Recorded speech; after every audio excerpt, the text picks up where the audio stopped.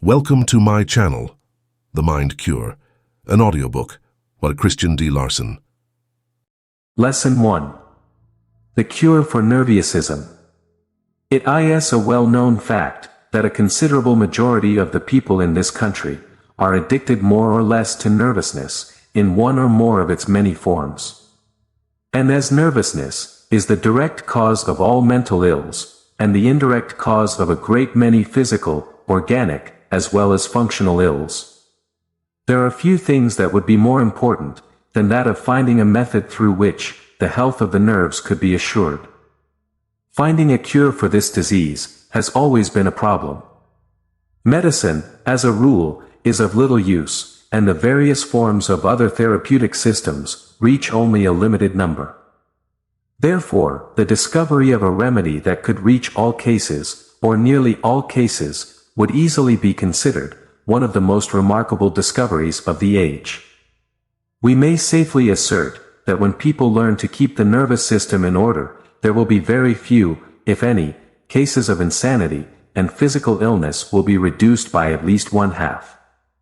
In addition, the power and capacity of the mind will be greatly increased. Most of the excellent minds of the world fail to do all that they are capable of doing, because their talents are interfered with, owing to nervous troubles of some kind. And these problems not only tend to reduce the amount of mental energy, but they also confuse the intellect, and almost invariably misdirect the imagination. There is scarcely a mind, living of exceptional ability or genius, which is not addicted to nervousness in some way, and that any mind can give its best under such conditions is impossible. The fact is, that if nervousness were completely eliminated from the race, more than half the physical ills, and nearly all the mental ills, would disappear. The strength and endurance of the body would be remarkably increased, and the capacity of the mind would be doubled, practically in most cases. Therefore, it is evident that a perfect remedy for nervousness would be a great help, to say the least. And a remedy has been found that meets all the requirements, because by its very nature, it simply cannot fail. This remedy will give health to the nerves, in all cases in which it is used, and it is so simple, that all who apply it will be able to do so successfully. That this remedy will remove nervousness in all cases, may seem impossible. But when we examine the nature of the remedy, we find that its efficacy never fails, lies in its power to remove the remote cause, from what may be termed the immediate cause, of this ailment. That condition of the system which we call nervousness, arises from discord in the nervous fluid, or what may be called confused vibrations, in the electromagnetic energies of the body. This is the immediate cause, but behind this cause, there is a remote cause. That is, that condition which originally produces the confused vibrations, in those energies. The nervous fluid of which we speak, may be called human electricity, since its nature and actions correspond exactly with electric currents. Though of course, it is much finer in quality than ordinary electricity. Consequently, the human brain may be called a dynamo, because those fine currents are generated there, and the nerves may be called the wires which carry this fluid or electricity to every part of the body. The functions of this nerve fluid are many. Every thought, state, condition or action produced in the mind is carried to the whole body, through these nerves or wires, by the force of this fluid. And in turn, everything that is occurring throughout the system is transmitted to the brain by the same process. The nervous system is, therefore, a human telegraphic system, through which the mind keeps itself constantly informed of the happenings of its own world. It also constantly gives instructions regarding what is to be done in every part of its world. And we can easily understand how false news or information can be transmitted, and how urgent news can be delayed in its passage, if these finer electrical currents are disturbed. When a person suffers from nervousness, he is often deceived as to the condition of his system, the reason being that he is receiving false news, because the telegraphic system is not in perfect order. In the same way, such a person may fail to get the exact facts concerning his conditions. It may be that in his system, conditions are brewing of which he is not aware, because the news is lost along the way. The same situation, however, is often brought about by drugs. When drugs are taken to dull pain, they do not eliminate the pain, but simply desensitize the nerves, so that the sensation or news of pain cannot reach the brain. Occasionally, this process may be permissible. But if we interfere too much with the news transmission function of the nervous system, we will paralyze it to such an extent that most of the sensations received will be false or magnified. When people imagine that they have diseases that do not exist in their systems, a paralyzed or perverted nervous system is usually the cause. They are receiving false news about their own conditions, and believe them to be true, because they seem so real. However, not everything that seems real is true. The fact is, the more disturbed and perverted the nervous system is, the more real their false impressions will also seem.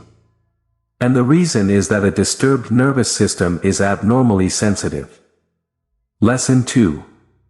Another function of the nervous system. Another function of the nervous system is to transmit creative energy to all parts of the body. Every cell of the system is built or repaired by creative energy, and this energy is transmitted by the nerve, which enters the locality of that cell. Consequently, when the nervous system is out of order, the process of repair, or cellular construction, will be delayed in many places. When this process is interfered with, or the normal activities of the process are disturbed, the system will not only be in disrepair, but false growths may occur. When the creative forces are disturbed, or misdirected in any part of the system, they cannot continue in normal cellular construction, and in many cases, will begin to produce a false cellular construction. In this way tumors, cancers, goiters, cataracts, and all kinds of unnatural growths may originate. And in this connection we must remember that practically all abnormal growths in the human system can be traced back to nerve conditions of some kind. Perfect nerve health, therefore, if maintained throughout life, would absolutely prevent all such unnatural growths in the human system. When the creative energies of the system continue in their normal activities, it is not possible for any unnatural growths to form. And to maintain these energies in their normal state of action, the nervous system must be in order, that is to say, every nerve must be in good health. To enter into details, and fully delineate the various effects which follow, to the actions of the nervous fluid, would take us into every phase of physiological psychology, and volumes would be required. But it is not our purpose to present here a complete treatise on this vast subject, but merely to present in the briefest possible manner, the practical application of an efficacious remedy for the nerves. The various effects of the nervous fluid in all its functions will be correct when the cause is correct. And the cause is correct when the vibrations of the electricity of the body are normal. To produce and maintain such normal vibrations must therefore be our purpose. It has been said that confusion between the vibrations of the nervous forces is the immediate cause of nervousness, and also that this force is generated in the brain. Therefore, to find the cause of this confusion, we must go to the brain, or rather to the mind. When we analyze the mind, we find that every mental attitude produces a corresponding action in the brain, and modifies to some degree the forces which are generated in the brain. As the brain is the dynamo which generates the nervous forces, or the electrical forces of the nervous system, it is evident that a disturbed mental state, which produces a corresponding action in the brain, will confuse the vibrations of the forces generated in the brain, during that particular mental state. To eliminate every confused attitude, or disturbed state of mind, therefore, would seem to be the perfect remedy. But this would constitute a complete prevention, and not necessarily a remedy for effective use when the actual nervousness was present. To prevent all nervousness, one must become master of one's thoughts and feelings, and learn to create only those mental states, which have a harmonious and healthy effect on the body. But this requires a deep understanding of metaphysics, and also considerable time. And in fact, it would require constant growth.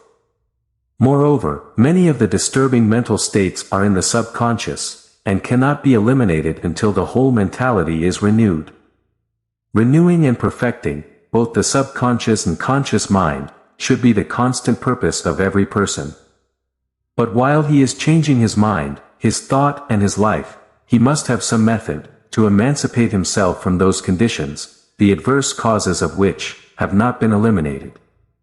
Even if we work for complete prevention, as long as this work remains incomplete, we need quick and ready remedies, to eliminate the results of our mistakes, past or present. If we continue to work for complete prevention, we will soon reach a place where our mistakes will be reduced to a minimum. But until we reach that state, we must have remedies or methods, which will eliminate the errors immediately, so that no further negative effects will occur. On the other hand, there are thousands of people, who do not have the power to remain undisturbed, amidst the confusion of the world. They constantly encounter discord, and need present help, to prevent such discord, to produce harmful effects. We need then, effective remedies for the present, as well as a system of thought and life, by which we can gradually provide, a complete prevention. Lesson 3. Analyze conditions. When we analyze the various conditions which disturb the nerves, we find that a disturbed state of mind, is the remote cause. And therefore, peaceful states of mind, must be the remedy.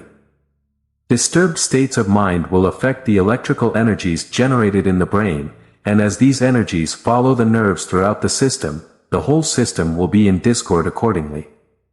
On the other hand, peaceful states of mind will cause the electrical energies generated in the brain to become calm, serene and harmonious, and as those energies are, so will the entire nervous system. When we create only peaceful states of mind, there will be no discord in the system, and when discord disappears, nervousness will also disappear. When disturbed mental states have already been produced, they can be counteracted before they enter the nervous system, and their undesirable effects avoided. The process is simple, and can be effectively applied by anyone. In the first place, life and thought should be as calm, serene and peaceful as possible. And secondly, every cause of disturbance or nervousness, whether acute or chronic, conscious or subconscious, should be eliminated by cultivating serenity and peace. While the nervous force is still in the brain, its vibrations can be modified, by changing the actions in the mind. But after this force enters the spinal cord, it will continue in its original vibrations, until it has permeated the system. This force, therefore, must be acted upon before it enters the spinal cord, and since it responds readily to every action of the mind, a complete change can be made, if it occurs in the proper place. To reach the energies of the brain directly, the mind must act upon the brain center, a point exactly midway between the opening of the ears. Draw an imaginary line from ear to ear, across your brain, and divide that line at the center. At this point, you will find the brain center region. In the brain center region, the energy or nerve force that has been generated in the brain, is transferred to the spinal cord, from where it is directed to all parts of the system. Therefore, to change the vibrations of this force, before it enters the spinal cord, the mind must act upon the brain center. And it must produce through that action, the very condition which is desired, in the nervous system as a whole. That state of mind, which is impressed upon the brain center, will make all the nervous forces proceeding from the brain, identical with the mental state itself, both in nature and in action. Therefore, imprinting on the brain center a mental state, of perfect harmony, calm and balance, will cause the nerve force, proceeding from the brain, to become calm, harmonious and balanced. Consequently, it will transmit calm, harmony and balance, to every part of the system. When these calm nerve currents begin to pass through the system, all forms of nervousness will begin to disappear, and relief will be felt at once. All weak actions of the heart will also cease, and normal action will be secured, for practically all heart trouble comes from disturbances in the nervous system. Concentrating on the brain center in an attitude of peace will cause the heart to normalize its actions in a few moments. And if this method is used several times a day, for 5 or 10 minutes, what is normally referred to as heart disease will disappear without the slightest thought or attention to the heart itself. To perfectly apply this method, direct your attention to the brain center, and concentrate gently on this point, while thinking quietly but deeply, in poise, peace, serenity and harmony. Try to feel at that moment, that everything in the brain center is still, perfectly still, that everything is calm, easy, and at rest. And here we must remember, that while using this method, we should not think in the least, in the mind or the body. Rather, all thought should be directed to that peaceful state, which we imagine to be taking place in the brain center. If you can focus all your attention on the center of the brain at the moment, and feel that all the energies of the mind and brain are moving gently towards the center of the brain, then you will notice the perfect harmony in your whole system, even in a few seconds. This state of mind will soon penetrate the whole region of the brain center, and all the energies that are passing to the spinal cord, and from there to the nervous system, will change and become calm and serene. For that condition is in the brain center, through which these energies always pass. And as these are the only energies, which act directly through the nervous system, all nervousness should disappear, if these same energies are serene. When applying this method, it is best to be comfortably seated, or better still, lying down with mind and body relaxed, eyes closed, and all attention withdrawn from external things. Then, have but one purpose in view, to penetrate the center of the brain with a mental life of absolute peace and calm. The more calmly and easily you carry out this practice, the better you will achieve it. And trying to gently draw the subtler mental forces into the brain center, while thinking of the subtler forces of your mind, will help you greatly to produce immediate results. It is advisable to breathe deeply, but gently, during the exercise, which can be continued for 5 or 10 minutes, and repeated several times a day. Combining physical breathing with this exercise, in any particular way, will be very useful. And for this purpose, proceed as follows: while inhaling physically, try to draw the finer forces of the mind and brain into the brain center. And as you exhale physically, try to feel those finer forces moving calmly and peacefully through your body to your feet. Combining physical breathing with what might be called inhalation and exhalation of the finer forces of the mind will, when effectively carried out, be an invaluable method in all conditions of nervousness or mental disturbance. Everyone, therefore, will find it profitable to practice this method until it can be carried out to perfection. When the results begin to appear, a delightful inner well-being will be felt, and all the nerves of the system will be at ease. In this connection, it is well to remember that the calm nerve is the only nerve that is doing its work properly. Whenever you feel excited, agitated or disturbed, apply this method, and immediately harmony will be restored, thus avoiding both evils and errors. The system will be readjusted, the heart will regain its normal rhythm, and the creative forces will be granted the indispensable perfect balance, with which to maintain the integrity and repair of the system. This method will also eliminate tiredness and the feeling of fatigue, because both mind and body are invariably recharged with energy when placed in perfect balance. When this method is employed daily and properly, nervousness in all forms will disappear, perfect health for the nerves will be assured. And the system will be placed in a greater degree of harmony, a state that is most valuable in promoting physical or mental development. Trying to feel the finer essence or life of the mind, while concentrating in balance over the center of the brain, is very important. Because when the finer life is felt, the subconscious will be impressed, and when perfect peace is transmitted to the subconscious, the good work is done. When the subconscious becomes calm and serene in all its actions, every atom of the system will work in perfect harmony, and every action, however quick or strong, will be absolutely calm and serene. Lesson 4. An essential element in the cure. An essential element in the cure of nervousness is to eliminate the tendency to think or act unconsciously. Unconscious action, that is, doing one thing while thinking of another, will produce divided attention, and divided attention leads to a diminution of the power of self-control. As long as the attitude of self-possession and self-control is perfect, nervousness will be impossible. But the moment when the mind begins to lose its control over the various functions of the system, nervousness will begin. What is called nervousness is nothing more than a confused action between the nervous energies. And as the mind is the original cause of all action that takes place in the human system, confused action in any part of the system must come originally from confused mental action. The fundamental cause of confused mental action is divided attention, and divided attention comes from having several things in the mind at once. One thing at a time must be the law. You may have 1,000 duties to perform each day, but pay direct attention to only one at a time. Train yourself to do this, and you will be absolutely free from nervousness all your life. The collapse of the nervous system is not due to overwork, but to the dispersion of your forces, and only by the division of your attention can your forces be dispersed.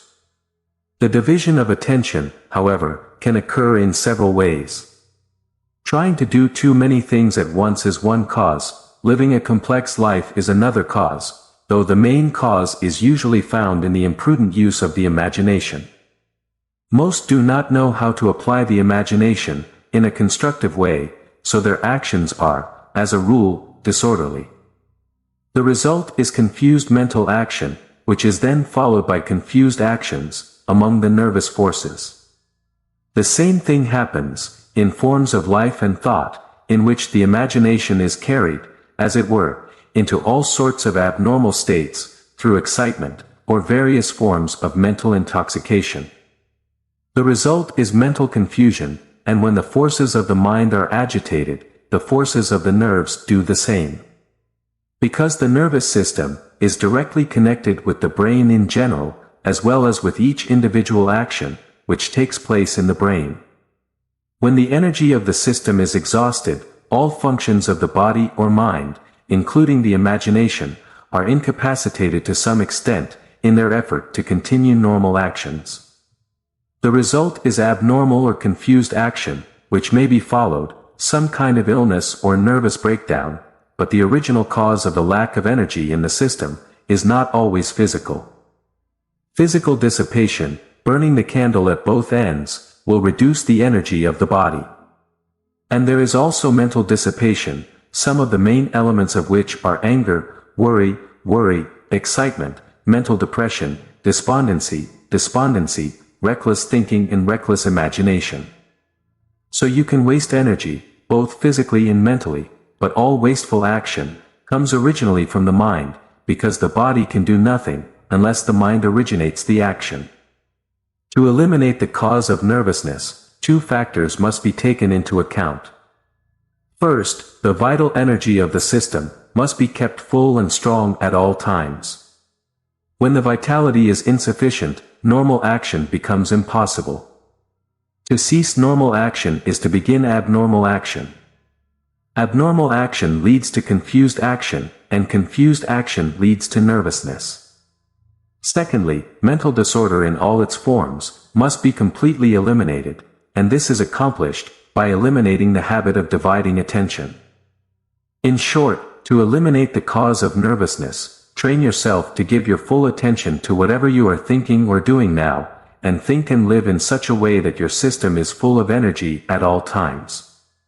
When you are constantly full of vital energy, and constantly use your energy in the actions of harmony, balance and self-possession, you will never be nervous. Abundance of power and perfect poise, in all your actions, these are the two secrets. Lesson 5. Ensure abundance of power. To ensure abundance of power, you do not need to generate more than you are generating now. All you need to do is to prevent what you generate from going to waste.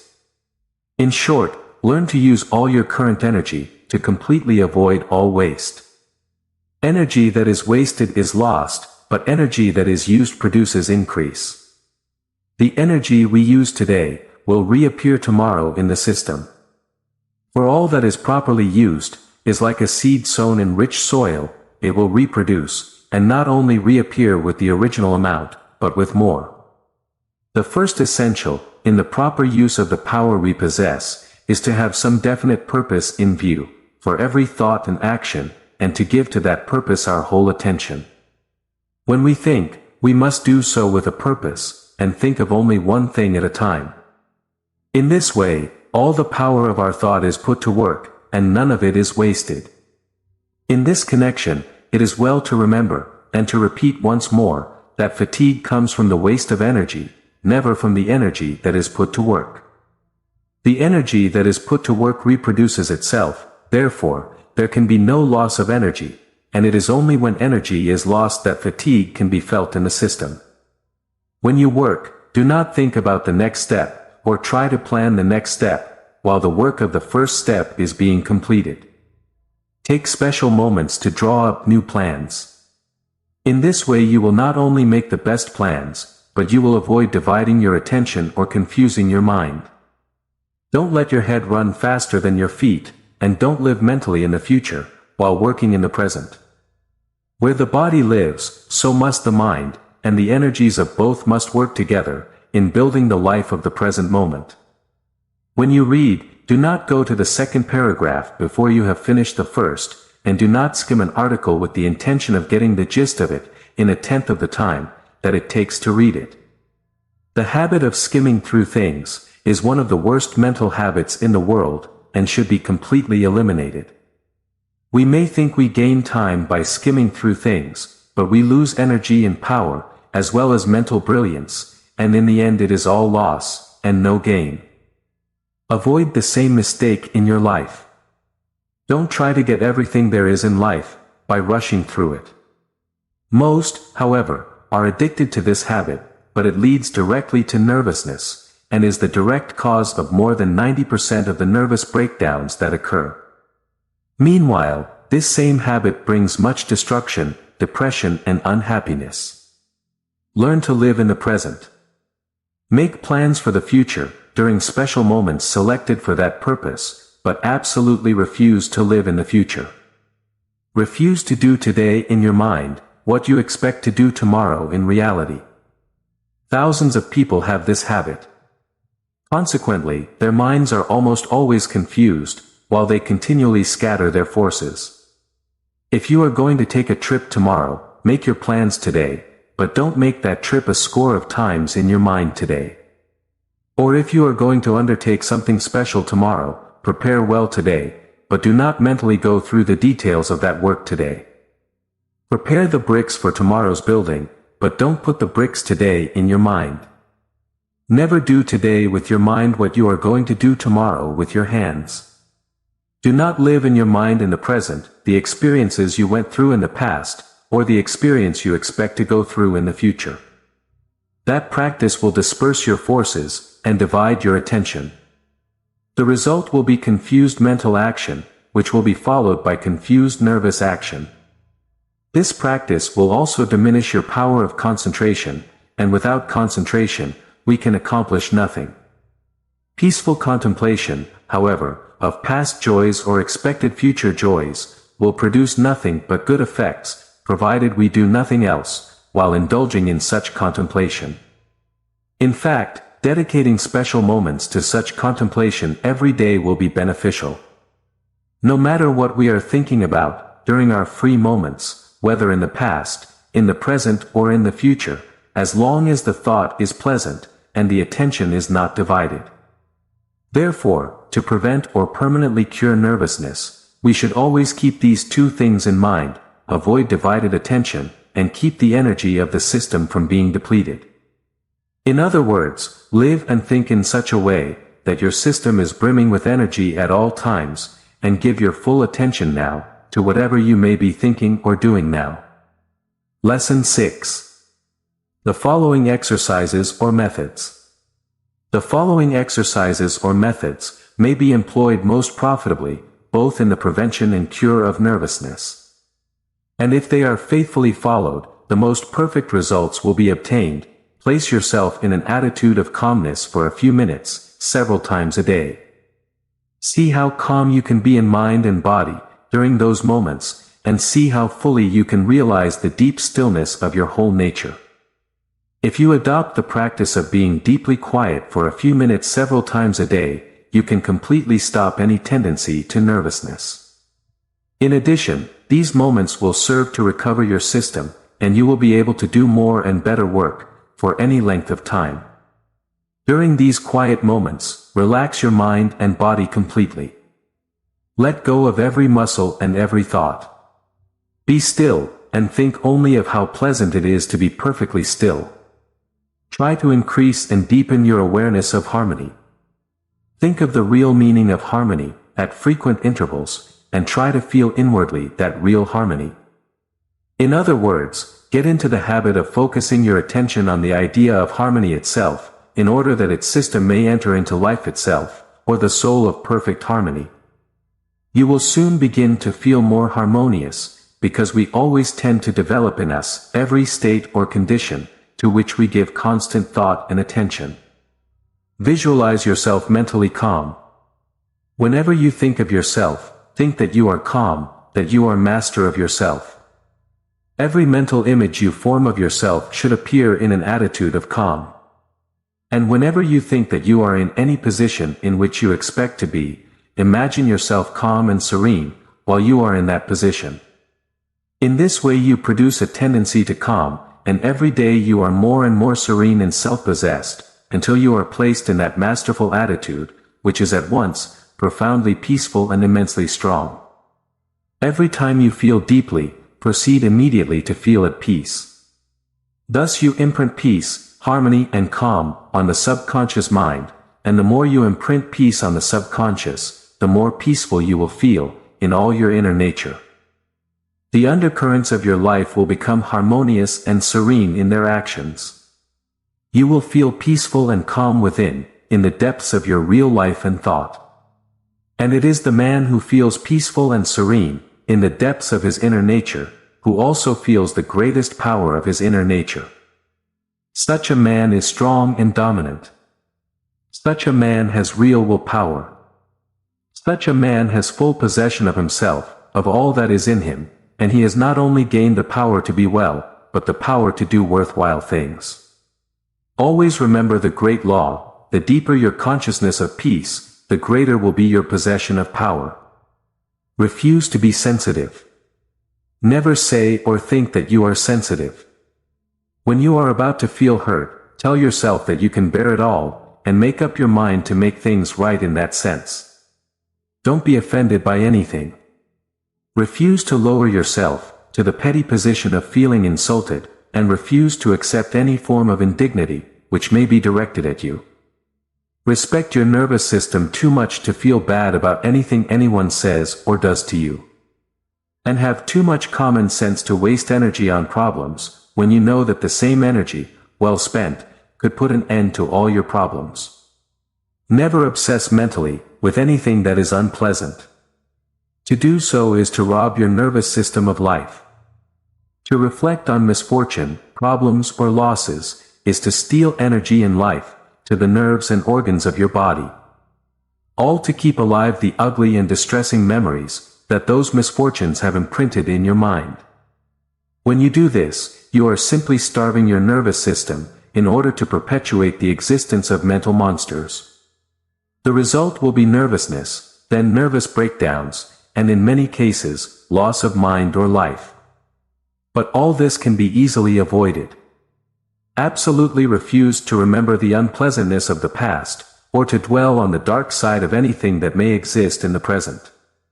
Direct your attention immediately to the richer and greater possibilities that each experience may contain, and enter positively into the very spirit of those possibilities. You will soon realize that your gain is greater than your loss, and that you have the power, in the days to come, to multiply this gain an indefinite number of times. Never think of nerves. Never say that you are nervous, and never consciously think, in any condition that may exist, in any part of your system. When you feel that something is wrong, proceed to correct it, and the less you think of the wrong, or of the organ in which the wrong may exist, the better. Think of your whole body as healthy, and live constantly in the life, health and strength of that thought. When you wish to change physical conditions, do not act mentally upon the physical body, and do not concentrate attention upon the physical organs. The course to follow is to produce the desired cause in the subconscious mind, and the desired effect will shortly appear in the physical personality.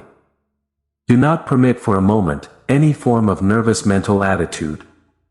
If you are addicted to this habit or tendency, cultivate relaxed calm, letting your whole system enter frequently into the feeling of deep calm. To achieve this, try to imagine the inner world of deep calm, in which you live, move and have your being. Then, simply let yourself be carried away into the serene life, and into the deep calm of the soul of this world. Employ also the special method, described in the first part of this lesson, whenever your nerves are about to burst. That method will invariably produce relaxation, and in addition, it is soothing, calming and recuperative, to an exceptional degree. Cultivate poise, healthy mental states, and be profoundly cheerful at all times, but let your cheerfulness be of that nature, which tends to produce peaceful contentment. Avoid cheerful attitudes, which tend to excite the nerves, or which may produce an overexcited mental condition. It is deep and calm happiness, happiness which becomes deeper and sweeter, as well as more peaceful, the longer it is enjoyed, that we should seek in all circumstances. This form of happiness cure should be taken every hour. Be at peace with all things. Get enough sleep, and live with the faith that all things are working together for greater and greater good. Lesson 7. Good health for the mind. To secure and maintain perfect health and wholeness of mind, these important facts should be carefully considered. These important facts. 1. In the prevention and cure of ailments, which are almost wholly mental in their nature, there are two tendencies in particular to be avoided. And they are the tendency to exhaust the energies of the mind by the wrong use of mental action, and the tendency to intensify, under certain strained circumstances, the actions of those energies. 2. When the life and energy of the mind are weakened, until there is not sufficient power to carry out normal thought, the mind ceases to function to a certain extent, in accordance with its true nature. Consciousness becomes so dulled, that no experience is correctly interpreted, and the mental conceptions formed at that time are, for the most part, illusions. It takes energy to think and know, just as it takes energy to walk, or move physically. When the body loses too much energy, it becomes too weak to walk, and when the mind loses too much energy, it becomes too weak to think. But the inability to walk is not always caused by lack of physical energy, nor is the inability to think clearly always caused by mental weakness. 3. The mind may be full of power, but when that power becomes too intensified, we find that harmonious and consecutive mental actions are interfered with, and clear thinking becomes impossible. Such a mind, as a rule, thinks much, and is constantly in a working condition. But thought will be disconnected, and false beliefs and ideas, and even hallucinations, of all kinds may result. 4.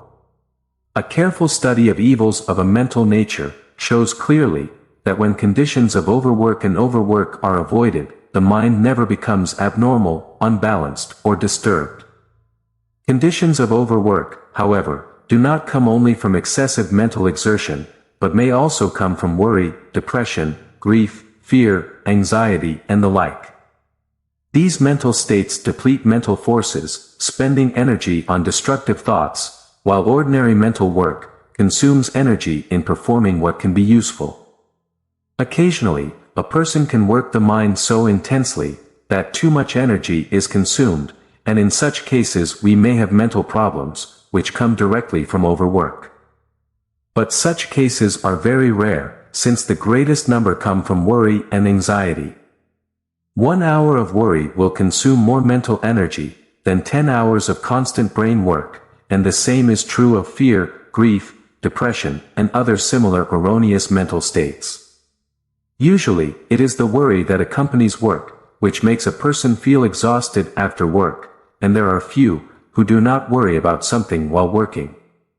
But this is a habit that not only can, but must be completely overcome. 5. When a person studies, he imagines that hard study wears out the mind, and consequently, the mind is more or less exhausted during such work, but he is mistaken in his idea. Study will consume a certain amount of mental energy, but not enough, even after many hours of continued study, to produce mental fatigue. It is the anxiety which most students combine with their study, which wears out the mind. When study is undertaken for a definite purpose, the student is often too anxious to accomplish that purpose. And often, there is fear of failure or depression, because of mistakes that have already been made. All these misuses of the mind exhaust it, so that study cannot be carried on with satisfaction, whereas study itself almost never exhausts or tires the mind. 6. To prevent the mind from weakening, we must establish faith in the place of worry, fear, and anxiety. The mind that dwells, thinks, and works in faith will always be strong. This is one of those great truths which we must always remember, and to live in that truth is to afford the mind a protection which has no equal. 7. States of excitement of mind arise chiefly from anger, excitement, intense action of mind or body, or nervous excitement. Although any energetic mental action or any tense action will produce the same state. In this state, the mind is in tension, so to speak, and throws its energies out of their normal spheres.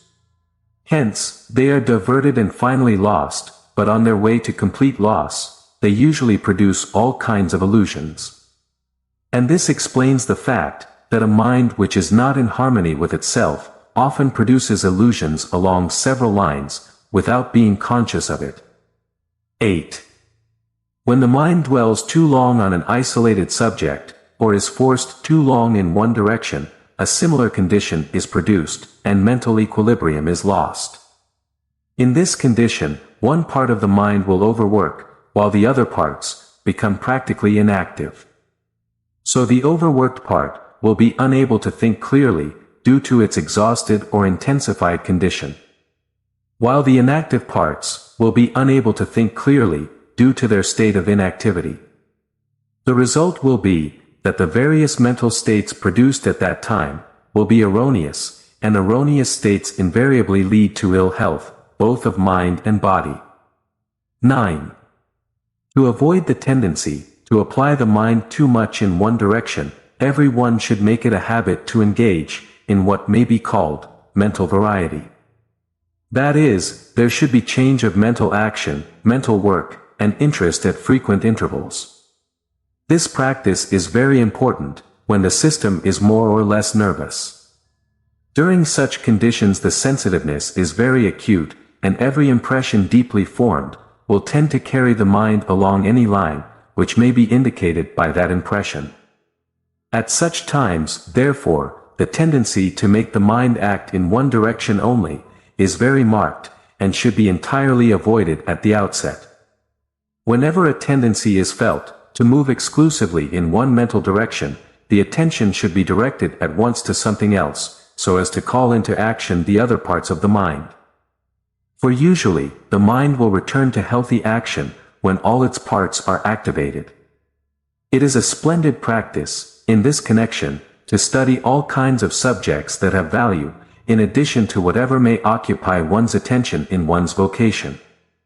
And also to exercise all the functions of body, mind and soul, as fully and harmoniously as possible. 10. All forms of fanaticism, and prolonged actions of enthusiasm should be entirely avoided, and no part of the mind should be allowed to run in a groove. It is a well-known fact, that whenever anyone begins to become fanatical, his mind becomes more or less unbalanced, and he becomes incapable of seeing more than one side of any subject he may consider. When this condition is prolonged, it leads to intense mental action along a single line, which will eventually produce the conditions just mentioned. A fanatical mind is never a sound mind, and is wrong on almost every subject, besides being unsound, in most of its usual states of mind. As soon as a tendency is discovered, to isolate the action of the mind in any part of thought, a new experience should be immediately sought. And when we find ourselves completely absorbed in certain places, persons, or things, we should immediately proceed to seek higher qualities in other things. 11.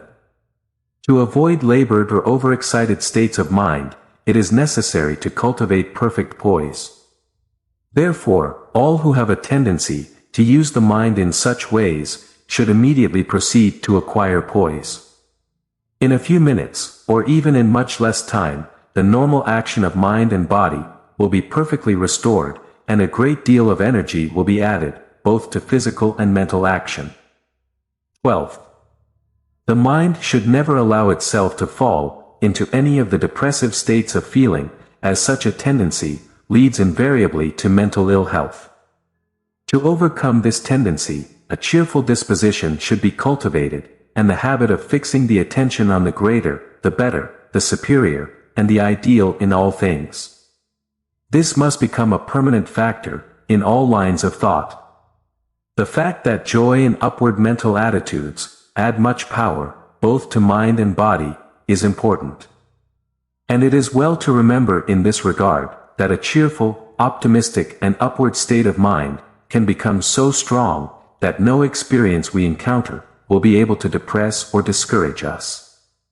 In connection with this phase of the study, we shall find it profitable to refer to what was said about mental tendencies in a previous lesson. 13. We shall realize the importance of avoiding the downward tendency of the mind when we realize that all depressive conditions invariably lead the mind to the point where clear thinking becomes impossible. And conversely, that all ascending or elevating mental attitudes invariably cause the mind to act in those higher and clearer realms of thought, where all thought functions, as it were, in a world of mental light. In other words, the more the mind ascends in conscious action, the more light it will receive upon any thought, and consequently, the clearer all thought will become. 14. To remove adverse conditions from the mind, the first essential is to quiet the mind, and the second essential is to give more life and energy to the whole nervous system. To quiet the mind, the special method given for nervousness, in the previous lesson, should be employed. And to give more life and energy to the mind and nervous system, the various energies of the mind must be redirected, so that they may proceed along new lines. When the energies of the mind follow new lines, they will bring into action other parts of the mind, and thereby bring forth the latent mental power. The full power of the mind will be restored in a short time, and perfect health and fullness of mind will invariably follow. Lesson 8. The cure of abatement. The fields and gardens outside need sunlight before they can unfold their richness and beauty, and the same is true of the gardens of the wondrous within. Recent discoveries in psychology revealed the fact that no talent or mental faculty can grow to any satisfaction unless the mind realize an abundance of brightness and joy. There must be sunshine in the mind for it to develop, and as long as this mental sunshine is continuous, development will be continuous, provided the mental soil is enriched through rich thought, and provided it is well cultivated through being and doing.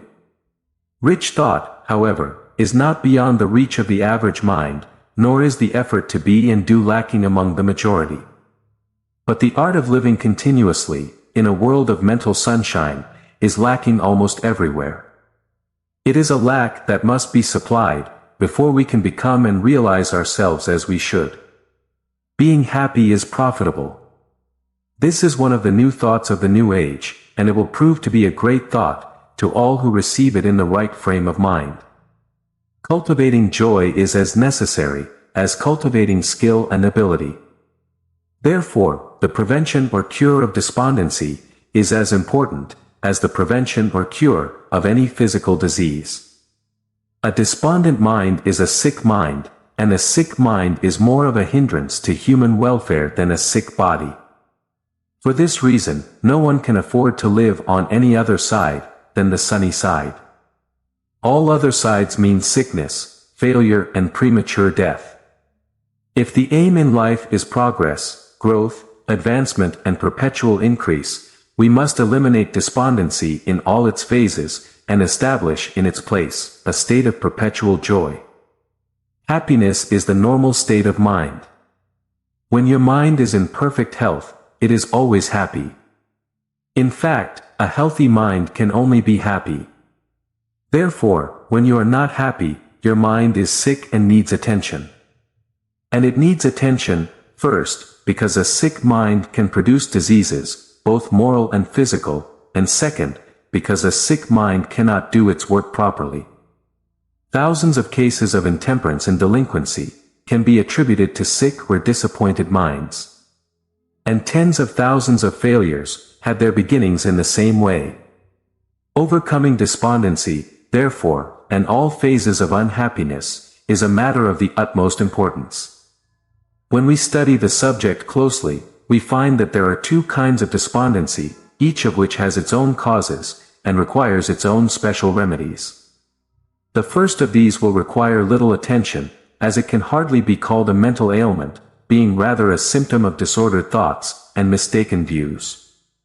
It usually arises from unpleasant experiences, such as disappointments from failures or defeats. And therefore it is easily eliminated by training the mind to make everything joyful, and resolving to go for the win, no matter what the present conditions indicate. When we look at life from the highest point of view, from the point of view of the real greatness of man, we will lose neither hope nor courage, even if we fail repeatedly. From that point of view, we discover that every failure can become a stepping stone to success, and we proceed to use failure in that way, whenever it appears. However, if we want to use failure in this way, we must never allow ourselves to fall into despair, but must face each occasion with an attitude of complete self-mastery. Every failure is simply a valuable energy that has been diverted, and if we approach this misdirected energy in the right attitude, we can regain possession of it, and make it work to our advantage. Therefore, those forces in our present circumstances, which may seem destructive, can be changed and turned into constructive ones.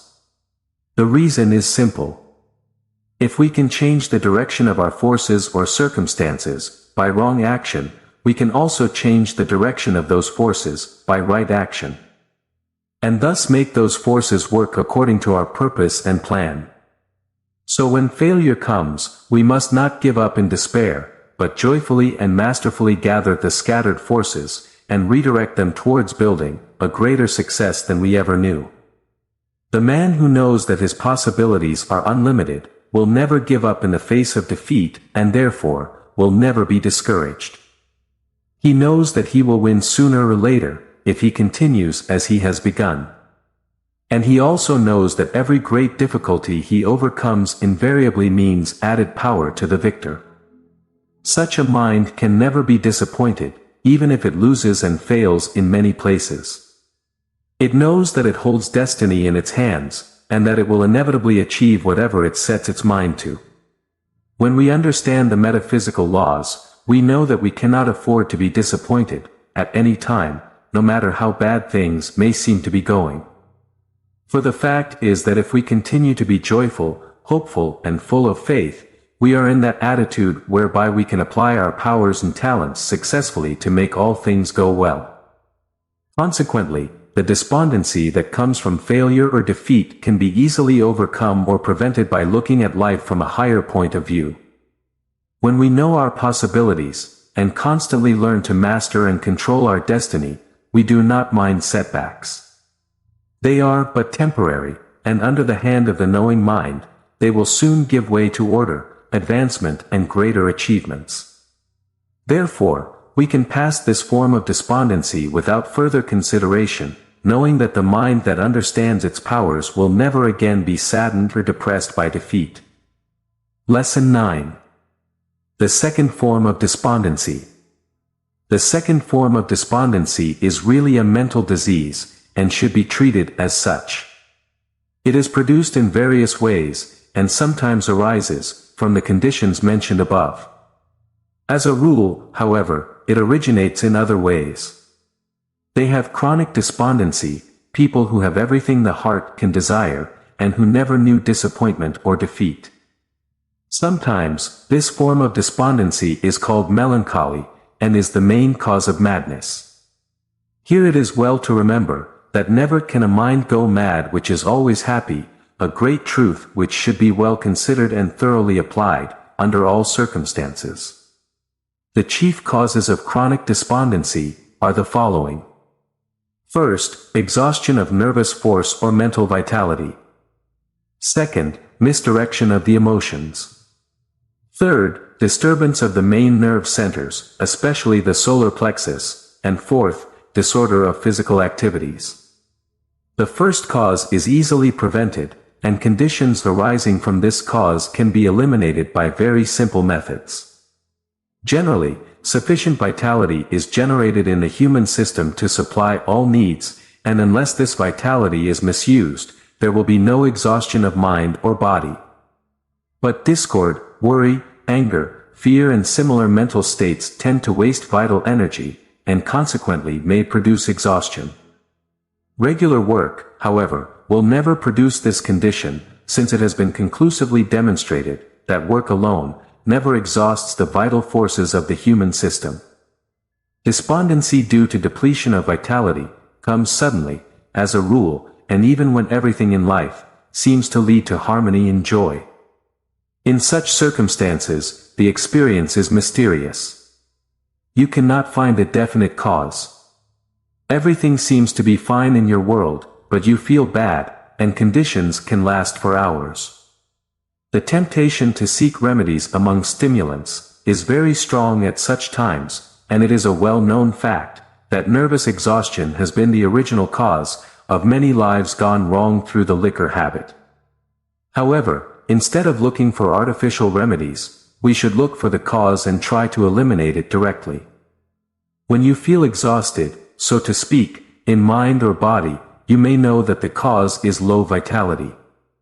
The first step you should take when you discover this, is to practice deep and full breathing, for there is nothing that increases the vital forces as easily as correct breathing. And by correct breathing, we mean deep, full and smooth breathing, using the whole chest in the exercise. The average person, however, employs only the upper half of the lungs while breathing, thus making himself prone to ailments in that part of his body, as well as tending to reduce the regular supply of vital energy. The simple science of correct breathing is to breathe with the whole chest, and to make the whole breath orderly. When you feel that the vital energies of the system are being depleted, breathe more. And if you have the opportunity, be perfectly still for a few minutes, trying at that moment to realize that you are the vital center, around which all the forces of your world tend to accumulate. This is true.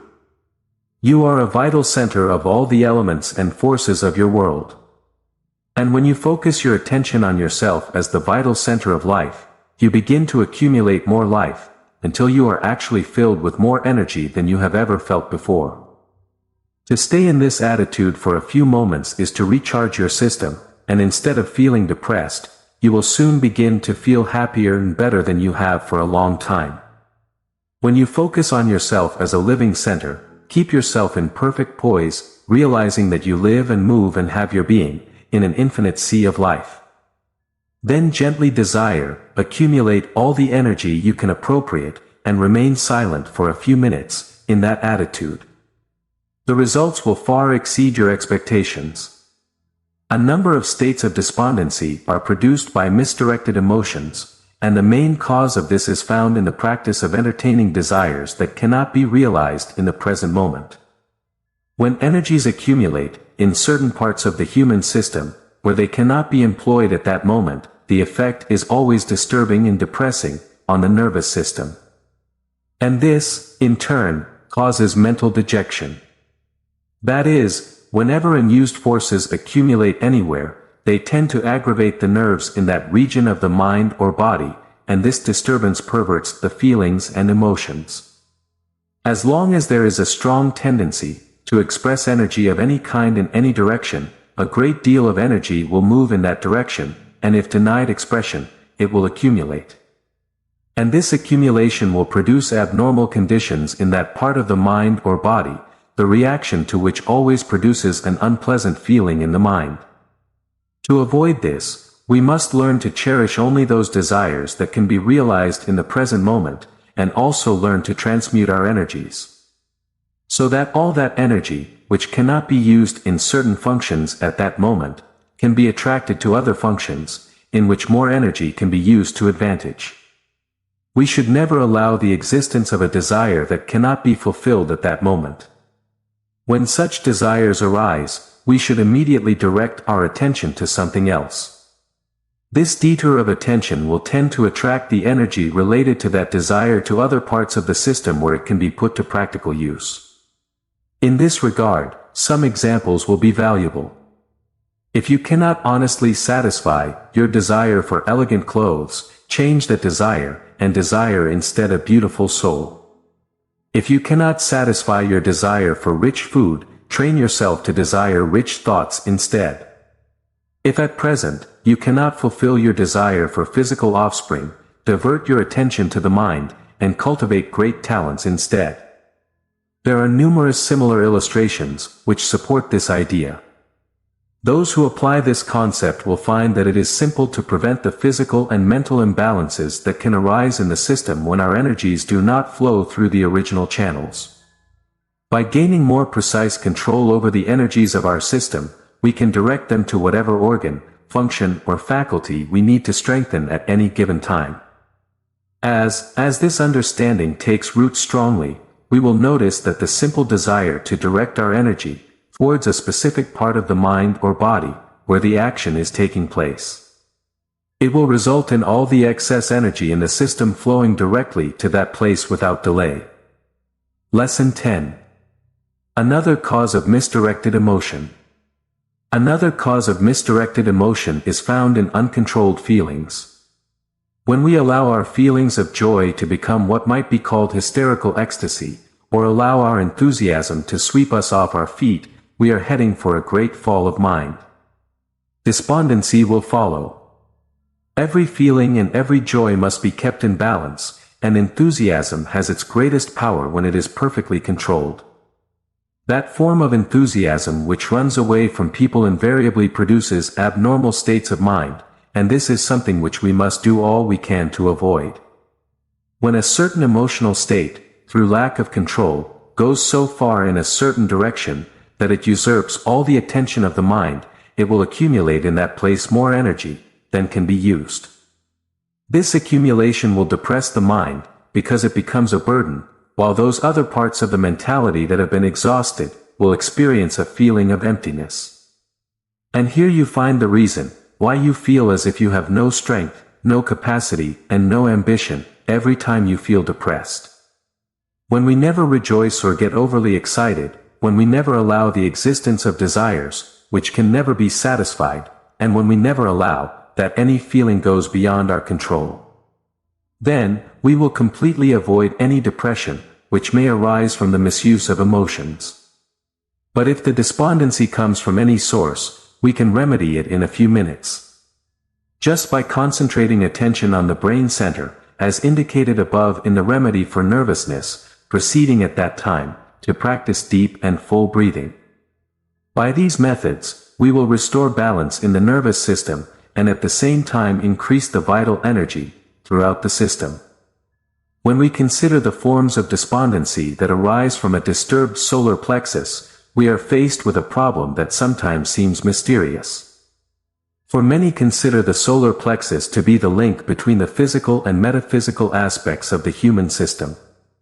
Those who accept this idea naturally believe that a great deal of extra energy would be released if the solar plexus became more active, but this is not true. The reality is, the less conscious attention we pay to the solar plexus, the better off we will be. The disturbances that arise in the solar plexus invariably come from imperfect digestion. And when the solar plexus is disturbed, it always tends to disturb all our feelings, both physical and mental. We find, therefore, that the despondency which comes in this way, has its original cause in imperfect digestion. For this reason we find that some of the most severe cases of despondency are not premonitions of terrible near disasters, as many people sometimes think. Rather, they have no other source than the stomach. Indeed, it is safe to say that more than 3/4 of the cases of despondency have their origin in poor digestion. So a good digestion, especially if it is reinforced with a harmonious and well-prepared nervous system, will prevent most of the despondency, which may befall the average individual. And knowing this, we realize the folly of taking despondency so seriously. If, on the other hand, we were to consider these conditions as if they were unimportant, and then proceed to put our digestion in order, then we would go a long way towards restoring mental health and wholeness forever. Those cases of despondency, which come from physical disturbances, are found only among people who have strong psychic tendencies, but who do not know how to use those new forces which have arisen in their deeper mental life. Whenever a new power is awakened, the knowledge of how to use it should be at hand, and there will be no serious mistakes in this application. This being true, no one should attempt to use a new power, whatever it may be, until he is well informed as to its nature and proper use. The kind of despondency, resulting from a psychic disturbance, is usually of considerable seriousness, and every effort should be made to prevent it altogether. To prevent this condition, there is but one sure course to be pursued. And that is to have nothing to do with psychic phenomena or psychic experience, until he understands the psychological and metaphysical laws which underlie the phenomena, or until he attains perfect mastery over himself. To many minds, however, these requirements may seem too stringent. In fact, if one were to meet these requirements, it would be impossible for anyone to engage in psychical research. And although this is practically true, it is also true that most of us will find it very advantageous not to pay any attention to psychic research. However, the subject of despondency deserves special attention. In addition to the methods previously stated, we should employ any other, which will remove the tendency to depression in the mind. We know that the growing mind, as well as the healthy mind, needs continuous sunlight, and knowing this, we will certainly do our best to provide this sunlight, in all circumstances. Our goal is not only health, but the power to do greater things in the world. And as the realization of both objects demands a growing mind, we shall find it very profitable to provide that mental sunshine, which can make mental growth continuous. Lesson 11. The prevention of mental depression. In addition to what has been said in preceding pages on this subject, we find two special causes, which frequently give rise to chronic mental depression. The first cause is to be found in the presence of certain adverse mental states, which have become so deeply rooted that they affect the subconscious life. And the second cause is found in the presence of awakened subconscious forces, which cannot find a full and natural expression. There are many people who suffer from mental depression, simply because the genius within him is trying to force itself out in tangible action. But it cannot produce such action, because of the lack of harmony existing between the objective and subjective state of mind. When there is a great deal of power within, which wants to act, but cannot find an opportunity to act, it will produce an unnatural pressure on various parts of the mentality, and usually, will result in a mental depression. This depression, involving more or less sadness, disappointment and even despair, may continue for years, and this accounts for the fact that there are many geniuses, or would-be geniuses, who are unhappy almost constantly. The outer mind of the average person has not been trained to respond to the power and genius of the subconscious. Therefore, the inner genius is imprisoned, so to speak. It is not allowed to come out and act. It is confined behind the bars of objective limitations, and refuses to reconcile itself to that destiny. In some minds the inner power, not being very active, is seldom felt, while in others the powers of the great within are constantly clamoring for freedom and expression. It is this that produces uneasiness, dissatisfaction, mental depression, and that seemingly desperate longing for the ideal, which sensitive minds find so hard to bear. When the objective mind is in such complete harmony with the subconscious, that the power within can arise and do what it wants to do, we have the peace that surpasses understanding. That harmony that touches the very ecstasy of the soul, and the joy that cannot be measured. In such moments the individual is in the now, all that can be in the now, and his life is complete. But such moments rarely come to the average person. And the reason is that his outer mind is not in a position to give expression to the life and power, which is awakening in the great within.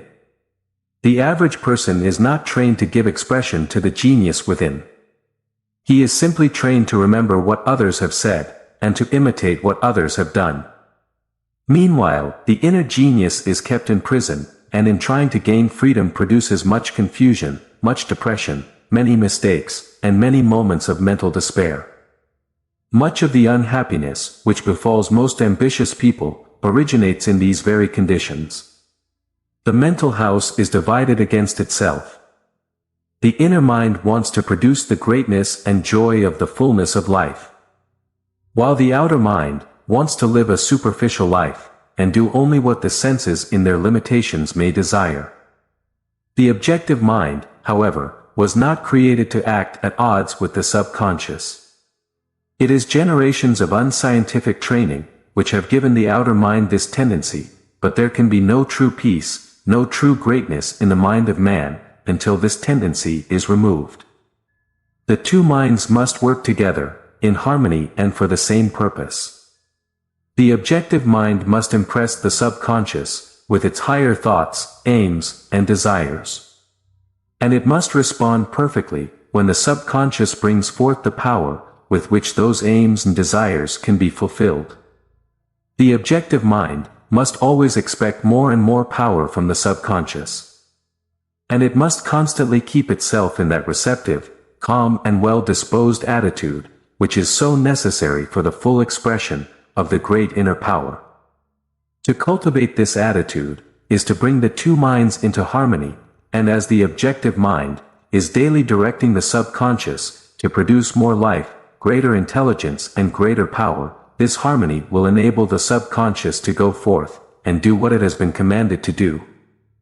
Total liberation from depression, chronic discontent, and inclination towards the darkness of life is achieved when the ultimate inner power is allowed to act with full freedom.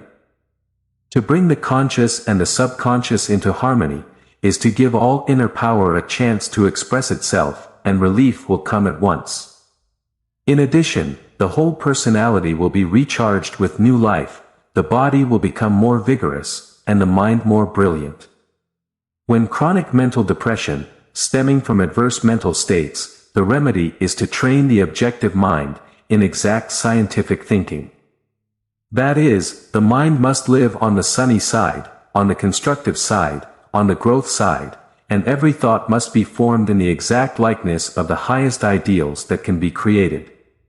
When we concentrate our attention on our ideals, and feel deeply at all times that we are moving towards those ideals, then we will proceed out of depression, darkness and discontent, into the world of light, freedom, peace and joy. There is a higher region in the mind of man, where happiness is perpetual. To enter this higher region, the first essential is to put the two minds in harmony.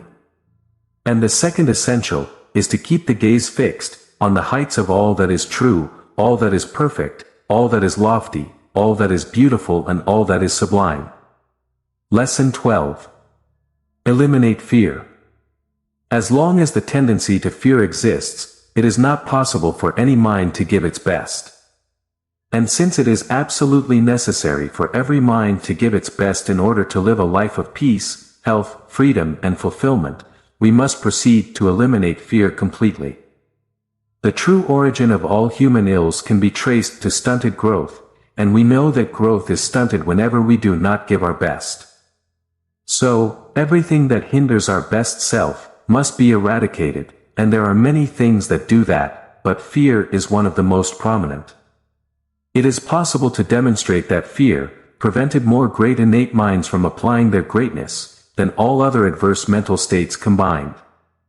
And it is also possible to demonstrate that fear has produced more disease, trouble and misfortune than any other cause. So to eliminate fear would be to do something that would be extraordinary, to say the least. There are many methods which will eliminate fear temporarily, but to eliminate it permanently, we must find its root cause. This cause has been searched for everywhere, and it has been found in what may be called the outer time of the present moment. Reduced to its ultimate analysis, fear is simply a state of mind, arising from the apparent uncertainty of the immediate future. If we knew that in the days to come, everything will be exactly as we wish, there would be no reason to fear at any time. But it is in this uncertainty, with which we come into mental contact almost every day, which gives rise to all forms of fear. To eliminate fear, therefore, we must overcome this state of uncertainty. And it is good news to know that this is possible. This feeling of uncertainty gives rise to various forms of fear, and one of the most pronounced is possibly the fear of death. We fear death because we feel an uncertainty regarding the afterlife. But if we knew positively that death is simply the open door to a world greater and more wonderful than this one, the thought of death could never produce in us the slightest fear. Another phase is that of calamity. We live more or less in fear of calamities, because we do not know whether we will escape safe and sound or not, nor do we always know what precaution to take, so that security is absolute. We fear poverty, because things in this world seem so uncertain. Our friends are everywhere met with unexpected misfortune, and we imagine that it is very likely that we will meet with the same fate. If we could master our circumstances, we would think differently about this particular phase. But the art of mastering circumstances is not clearly understood, so most of us continue to fear the possible misfortune of the future. We fear disease, because almost daily, we are confronted with threatening symptoms, and we see around us people going to their graves because of the continued action of what seemed only insignificant symptoms. There are dozens of other conditions and things which we fear more or less, and for the same reason, that is, we are not sure of the outcome. The result may be good or bad, we do not know, and we fear the latter, because we have not acquired the power to produce the former at will. So, it is clear that all fear arises directly from uncertainty about what the immediate future holds, especially in terms of the results of our current actions. What is brewing in the present has often been brewing in the past, and in the past such indications have often turned out badly. And the question is, can we get it right this time? Most of us do not know, and that is the reason why most of us have an almost constant fear of the events of the near future. That the fear comes from uncertainty, and from no other cause, is easily demonstrable, but the question is about what produces this uncertainty. When we analyze that phase of the subject, we find that the cause of all forms of uncertainty is produced by the fact that similar things under similar adverse conditions turned out badly before. And we have nothing to prove at present that we can make all things go right in the future. That is, most have nothing to prove that the future can turn out well, regardless of conditions in the present. Even if the majority does not have this proof, this fact does not indicate that the proof cannot be found. Therefore, to eliminate fear, it is necessary to obtain positive evidence, which proves that we can make everything go well. That we can make the future better than the present, and that we can make all things work together to promote our greater well-being. Most, however, may believe that such proofs cannot be secured, because they judge according to appearances, and think of human nature as weak and incompetent, even at its best. But those who understand the great law of cause and effect, and comprehend the real power of man, know that appearances do not reveal the exact truth in regard to anything. And they also know that man has it in his power to change his whole life, his whole nature and his own destiny, This world is not a world of coincidences, nor do events just happen. When we look at the confused surface, and see how many things move in a disorderly way, we may think that it is utterly useless to attempt any orderly readjustment. But when we discover that every adverse effect comes from some adverse cause, and that man himself produces those adverse causes, we find it necessary to adopt another point of view. The confused surface of the world is produced by the confused and misdirected actions of the human race, just as a disturbed home is produced by disorder among its members. The interior of every house is the exact likeness of those who are in charge of it. A tidy person will have everything in harmony, and neatness will prevail, although the house itself is ordinary, and everything in it is ordinary and cheap. In contrast, a new and luxurious house, with expensive furnishings, may give the impression of total disorder, if it is ruled by a chaotic mind. This same law applies without exception, from the smallest details, to the vastest magnitudes of the world. The world itself and its many parts, are like the people who are in charge. The good things of the world, come from good causes, the other things, come from adverse causes, and all causes come from man. However, man can produce any cause he wishes, therefore, the future is in his own hands. To change the condition of the world in general, the human race in general must change, and this is possible. For a long time, the race has been told to be right and good, but we have not been told clearly how to proceed. The race is very willing to change for the better. And in fact, the vast majority are constantly praying for the necessary knowledge and truth on the great subject of human betterment. Therefore, all that is needed is to provide this much desired information that is already at hand, and the world will begin to change. The world at large is the direct effect of the actions of all its people. Whereas the world of the individual is the result of his own actions, along with those actions of the general world, with which he may come into contact. But the individual can change his own actions, and adapt himself to the actions of the world in such a way, that he can obtain the results he desires in each case. In other words, each individual can produce in his own world what he desires. And he can so change the things that come into his world from the world at large that they become identical in nature and action to what he is producing for himself. To understand the true nature, and the true power of man, is to know that he can determine what he himself is to produce. And that he can also determine what the world in general is to produce, in his individual world. He is then absolute master of the situation, and this being true, the whole subject is reduced to that of pure mathematics. When we solve a mathematical problem, we do not fear the answer. If we know the principles, we do not fear the result. If we are good mathematicians, we know positively that the answer will be correct, and there can be no fear or dread, when we know positively. The good mathematician, however, is not free from fear in his calculations, because he is superior to others. He is only superior, in the sense that he knows the principles involved. He lives in the same mathematical world, as the student who stumbles. They are not different. The only difference, is that one understands the principles, and the other does not. The good mathematician gets the answer he wants, he makes the future of the problem just what he wants it to be. He wants the result to be correct, and by understanding the principles, he gets what he wants. His simple secret is this: he knows what principles to apply to solve the problem, and he applies those principles to every problem. Consequently, he gets the desired results.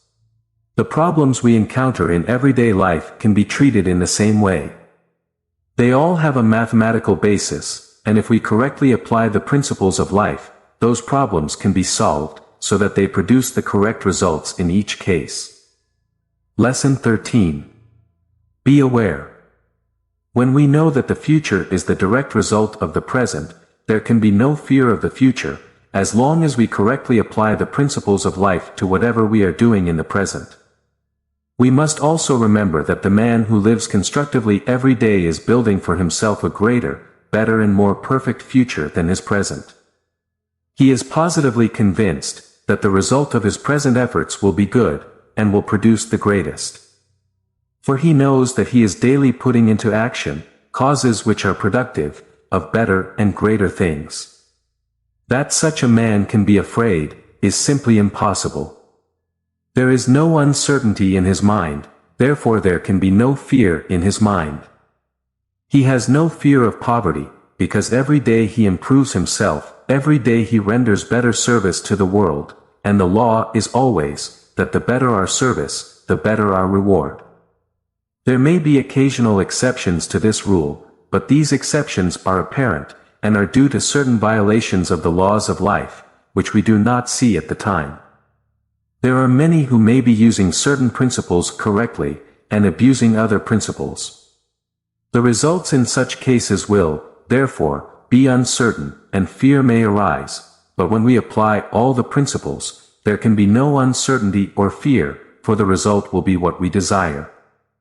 A man who has ability, and who relates properly to the needs of that sphere, through which his ability can be fully expressed, is a man who will be in constant demand. He is a man who will be in constant demand, and his reward will constantly increase. When great minds are not appreciated in their time, the fault is their own, for not adapting their genius to the needs of their time. However, anyone, whatever his ability, can adapt to the needs of his time, and thus not only receive the full appreciation of his own generation, but apply fully and in the most successful way, all the capacity he may possess. Those minds, which are doing their best at the present time, need not fear, as long as the law is understood. For as long as they are giving the best of themselves, they are becoming better and will constantly advance. For such minds the future is bright. They are daily creating good causes, and the future will be more and more abundantly supplied with good effects. This is the law, therefore he who applies this law has nothing to fear. Everyone will agree with this statement, but for the average mind, the problem is how to create good causes, and only good causes, and how to know whether living is constructive or not. There are thousands of people who have good intentions, and who are actually trying to create only the best, but live almost constantly in trouble and misfortune. The cause of this condition lies in the fact that they have not been taught how to apply the principles involved in those particular problems that arise in their lives. To proceed, we must take our lives out of this chaotic condition, and establish absolute order. Then, on this ordered basis, however small or insignificant, we must begin the construction of a new mansion of life. However, before we begin, the plans of the new structure must be clearly fixed in the mind, that is to say, we must form our ideal. The first essential is to live in a peaceful, serene and well-disposed mental attitude, because the forces of life must be brought into the harmony of constructive action. The second essential thing is to take life in our hands, keeping it constantly in the consciousness of our own possession. That is to say, we must always think that life is absolutely in our possession, and in a short time, the power to govern completely our own life will become second nature. The third essential is to have an overriding purpose. That is to say, to make oneself and one's work something better every day, to constantly build greater things, both in one's nature and in one's environment. In this regard, we must learn to see all things in our imagination, as if they become more and more perfect. For to keep the mental eye only on the better side, the strong side and the superior side of everything, is to give the creative forces of the mind a superior model, and these forces always create in the exact likeness of the model. When we constantly think of the higher, and keep our mental gaze fixed on the higher, we create the higher in our own nature. On the other hand, when we think of the dark side, the weak side, the troubled side, the sick side, and the failed side, we tend to create all these conditions in our nature and in our world. And when we fear, we always think of those lower sides, thus causing what we fear to come upon us. When we devote our full attention to building a higher quality life, and operate with increasing mastery of the art of channeling our abilities into positive construction. Then we orchestrate a perfect symphony of action, in which each element collaborates, to forge us the greatest, the best, and the most exceptional. When all our energies are organized into an army of skillful builders, there is only one possible effect, and that is the perpetual increase of all that is desirable in human life. He who employs all his energies in this way will therefore have nothing to fear, for in his life the very cause of fear will have been completely eliminated. It is therefore evident that the challenge of overcoming fear is solved by using our faculties and energies in a nobler way in the present than in the past. We achieve this feat by learning to use the principles of life with an accuracy comparable to mathematics. There are many things we are afraid of, but the main ones are undoubtedly poverty, disease, calamity, and death. And when we learn to remove the fear of these four, we can also remove the fear of all lesser conditions that are undesirable. To remove the fear of death, it is only necessary to convince ourselves of the fact that life is continuous, and that the future life of each individual is the natural result of his present life. The development of what may be called soul consciousness, or the realization of the I Am and the perfection of the I Am, will prove conclusively to any mind that the life of each individual is continuous and endless.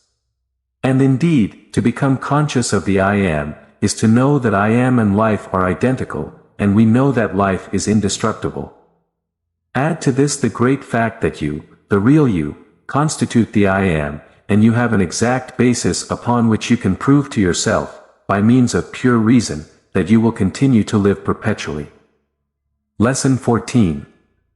The understanding of the laws of cause and effect.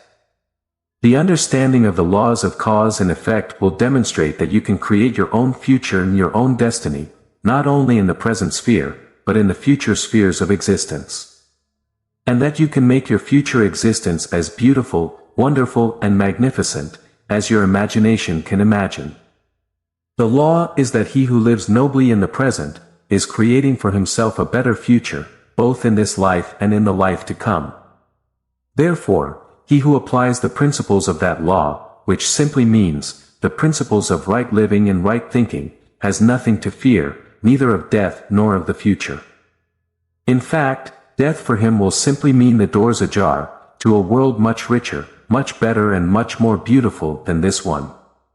And the future for him will mean achievements, accomplishments, and enjoyments, so superior to anything anyone has ever accomplished in this world, that words cannot describe them.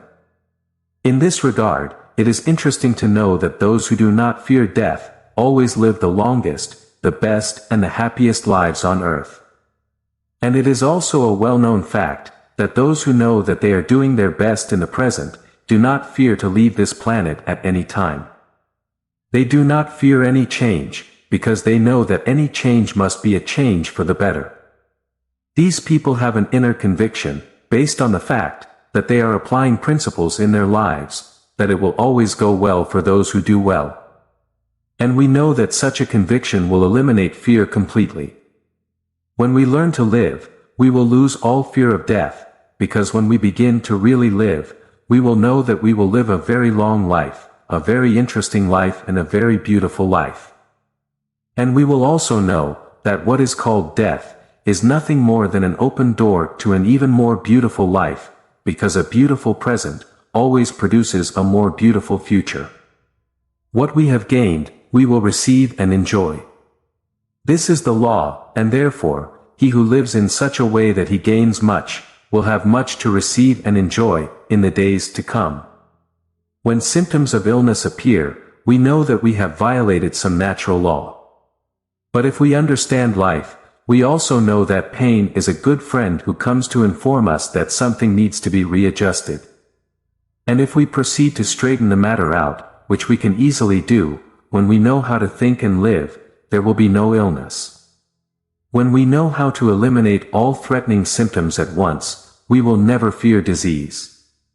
And when we know how to create health in abundance, fear of disease will be impossible. As long as we create health, we cannot be sick. And every person who lives a constructive life, who applies the principles of life to his own life, as the mathematician applies the principles to his problems, is creating health in ever-increasing abundance.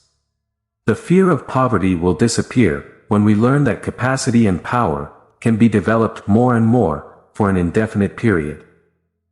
We know that competent men and women are in demand everywhere, and when we know that we can become competent enough to fill the best jobs in the world, then we shall live with the assurance of perpetual increase, and therefore, all fear of poverty will disappear.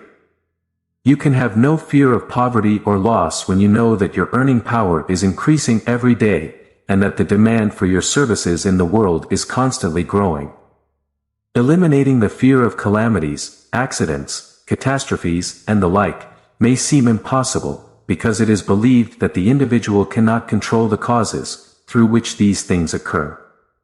But when we look closely at the matter, we discover that we meet with those unpleasant events, because we do not do the right thing at the right time.